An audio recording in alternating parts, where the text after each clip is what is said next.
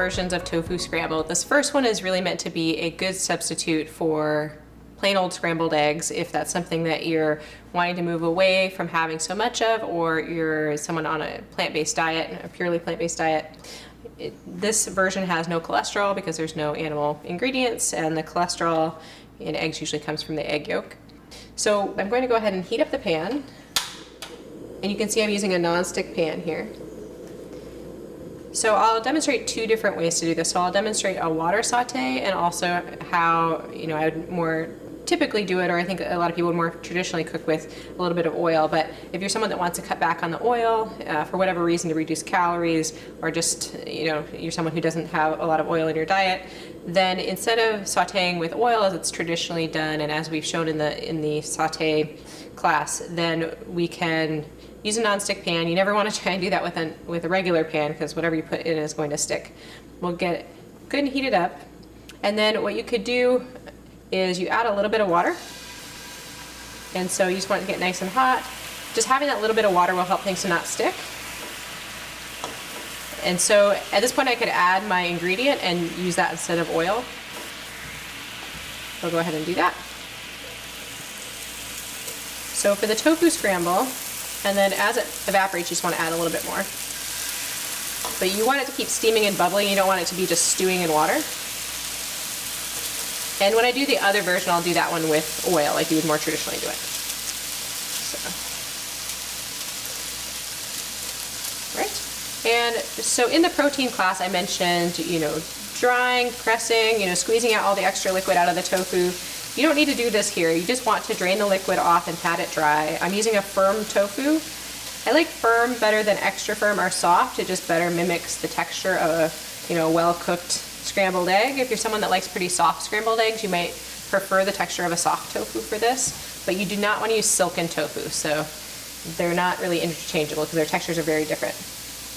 And so then we just go ahead and we're going to add a few ingredients that all have a purpose. So I'm going to add some turmeric. It's not enough to really add much flavor. This is really going to bring that yellowy, rich color of egg, so it's a little bit more of a familiar look. And then I'll add a little soy sauce. I'm using low sodium soy sauce. If you want to do gluten-free, you'd want to use tamari. Make sure you're using a gluten-free variety. And then I'm using this beautiful pink salt. It's called black salt, even though it's pink. It's a little bit of a misnomer. There's a lot of different names for it, but basically it's a sulfur-containing salt. So part of what gives the eggs their flavor is like a sulfur compound, and so this is a way to add that without having eggs. It's not the best smelling salt because it's sulfury smelling, but a little goes a long way. It will really add an authentic flavor to this. And then I use a little bit of liquid sweetener. You could add a pinch of brown sugar, a pinch of sugar, agave, honey. I would avoid maple syrup. It's going to add a little bit of an odd flavor here. You want a kind of a mellow, mild sort of sweetener.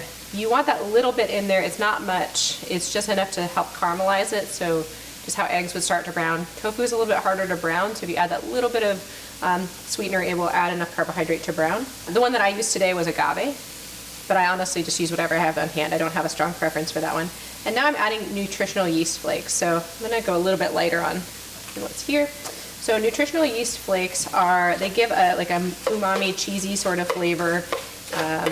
But more importantly for people on an entirely plant-based diet, they give a good source of vitamin B12. So there's not that many sources in a plant-based diet of vitamin B12, or not very many good sources. Interesting fact is that even though that there's often B12 in meat and animal products, it's actually from the dirt, and those animals just tend to eat a lot of that when they're eating their normal diet, and it concentrates in the body. So people will get more when they're having animal products, but it's still it originates from microorganisms. But as I stir this around, you'll see that the turmeric will mix together and give it a nice yellow hue.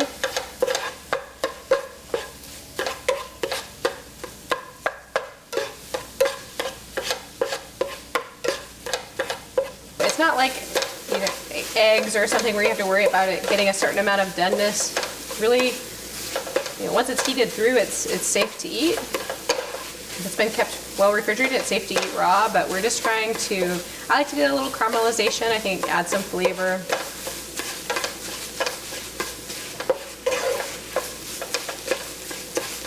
And what I usually do is I just stir until it's a uniform color, and then I'll let it sit a little on the pan with the heat up high to get a little browning on underside, stir it around a bit, and then we're done.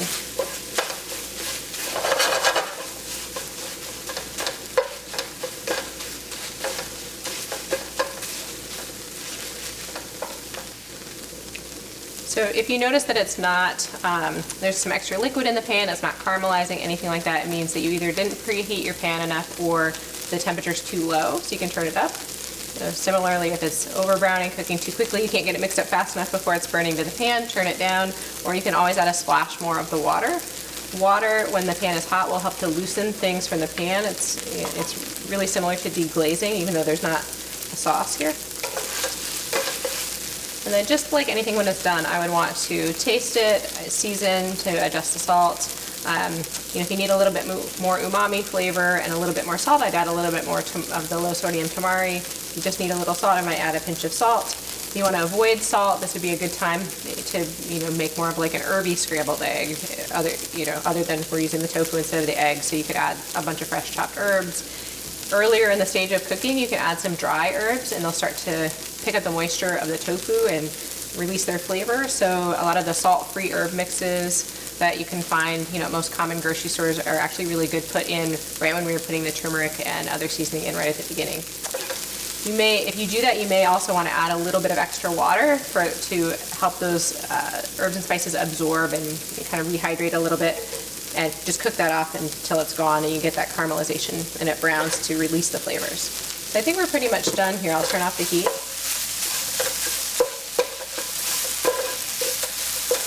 You can see there's just little flecks of brown caramelization. I don't want to get it super brown.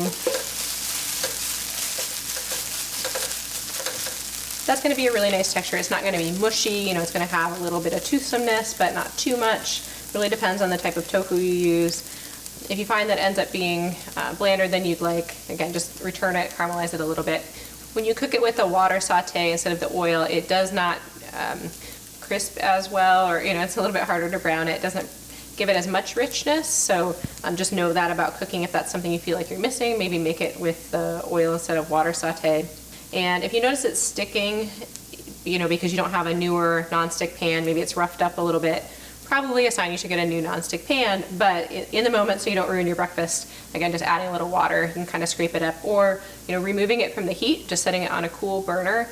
The moisture from the tofu will actually help release it from the pan. So don't get your elbow grease in there and start scraping the pan. Just calm down, set it off to the side, let it sit for a minute. Putting a lid on will also help to steam it off the bottom. So that's one trick I use to get things off the bottom of the pan if they're stuck. But with a decent nonstick pan, it comes, doesn't stick at all. And one more note about nonstick pans, since this is a good place to mention it, I never spend a lot of money on them. So while I might get really high quality, stainless steel, copper sorts of pans for other cooking uses, when you scratch up a nonstick surface, that pan is garbage, regardless of whether it costs $200 or $15. What I look for is you don't want a super thin metal in your pan, because then it's just going to be garbage very quickly. So finding something that's a balance, is thick enough that it holds heat and distributes it evenly, and that it has a fairly durable nonstick surface, is a good way to go. So definitely, though, it is total waste of money to buy the really high-end pans with nonstick coating. You're just going to toss them in a year or two. So hope this was helpful. We'll come back in just a minute and we'll do the veggie rich version of this.